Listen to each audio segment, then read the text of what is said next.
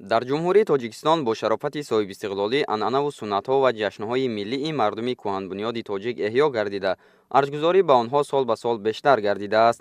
ҷашни Сада дар миёни ҷашнҳои миллати тоҷик мақому манзалати хоса дорад, зеро он ифодагари омодагӣ ба гардиши табиат мебошад. ба муносибати таҷлил аз ин ҷашни ниёгон дар ноҳияи Спитамен чорабинӣ баргузор гардид.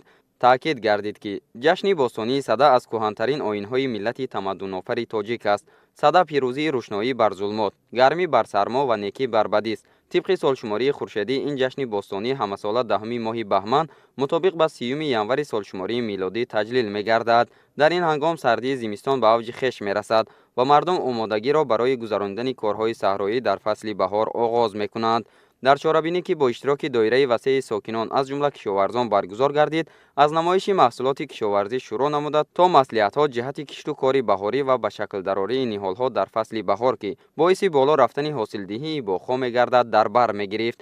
таҷлили ҷашнҳои миллӣ аз ҷумла Сада ба арҷгузориву гиромидошти расму оинҳои миллӣ, таҳкиму густариши боз ҳам бештари ҳисси миллӣ, ҳуввияту худшиносии мардуми Тоҷикистон ва ба ин васила вусъат гирифтани раванди ободониву пешрафти ватан мусоидат мекунад. ин аст ки тайёрӣ ба ҷашни Сада чун рамзи гармию нур аз ҷовидонагии хуршеди оламафрӯз башорат дода, бо баргузории чорабиниҳои оммавӣ истиқбол мегардад. ҳамин тавр ҷашни Сада бо риояи анъана ва суннатҳои хосаш дар ноҳияи Спитамен таҷлил гардид.